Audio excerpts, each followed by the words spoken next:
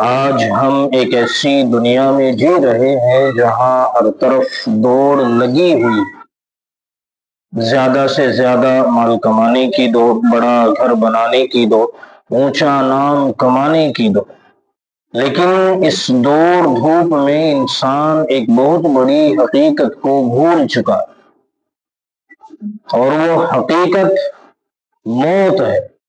قرآن پاک میں اللہ تبارک و تعالی نے انسان کی اس غفلت کا نقشہ کھینچتے ہوئے فرمایا، الہاکم التکاثر حتی زرتم المقابر، تمہیں زیادہ سے زیادہ مال جمع کرنے کی دھن نے غافل کر دیا، یہاں تک کہ تم قبروں تک جا پہنچے۔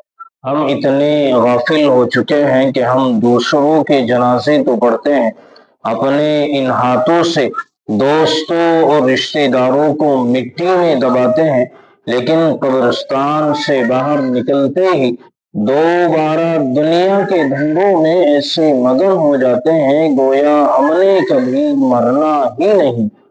تاریخی کتابوں میں ایک بڑا ہی عجیب واقعہ لکھا ہے۔ ایک بہت امیر کبیر انسان تھا جس نے دنیا کی ہر آسائش اکٹھی کر رکھی تھی، بڑا شاندار محل بنایا، قیمتی لباس، بہترین کھانے۔ ایک دن وہ اپنے محل کے جھروکے سے باہر دیکھ رہا تھا، اسے ایک غریب مزدور نظر آیا جو پھٹے پرانے کپڑوں میں تھا، لیکن اس کے چہرے پر عجیب اطمینان تھا۔ امیر آدمی نے اس مزدور کو اپنے پاس بلوایا اور پوچھا، تم اتنے غریب ہو پھر بھی تمہارے چہرے پر یہ سکون کیوں؟ مجھے دیکھو، میرے پاس سب کچھ ہے لیکن میں اندر سے بے چین رہتا ہوں، مجھے ہر وقت اپنے مال کے چھن جانے کا ڈر لگا رہتا ہے۔ اس درویش صفت مزدور نے مسکرا کر ایک بڑا گہرا جواب دیا۔ اس نے کہا، جناب، آپ کی بے چینی کی وجہ یہ ہے کہ آپ نے اس جگہ یعنی دنیا پر اپنا سب کچھ لگا دیا جہاں آپ کو صرف چند دن رہنا ہے، اور اس جگہ یعنی آخرت کے لیے کچھ نہیں بچایا جہاں آپ کو ہمیشہ رہنا۔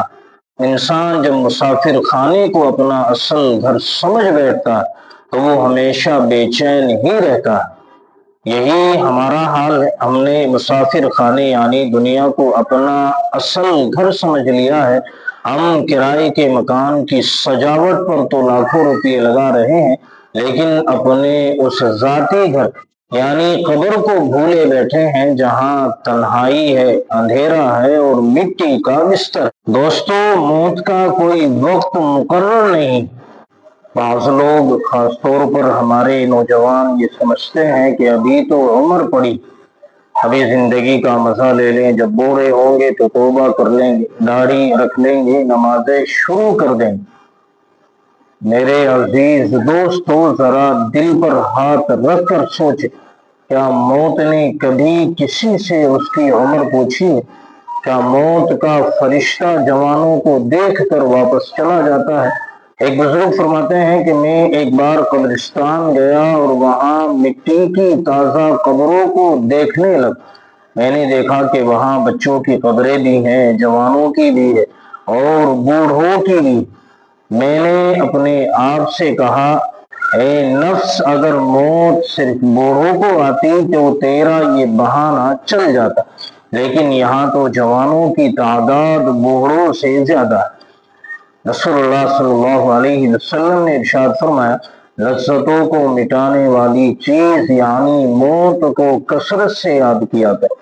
موت کو یاد کرنے کا مطلب یہ نہیں کہ انسان دنیا چھوڑ کر جنگلوں میں نکل جائے، بلکہ موت کو یاد کرنے کا مطلب یہ ہے کہ انسان جب بھی کوئی گناہ کرنے لگے، جب بھی کسی کا حق مارنے لگے، جب بھی نماز چھوڑنے لگے تو اسے یاد آ جائے کہ اگر اسی حالت میں میری سانس نکل گئی اور مجھے موت آ گئی تو میں اپنے رب کو کیا منہ دکھاؤں گا؟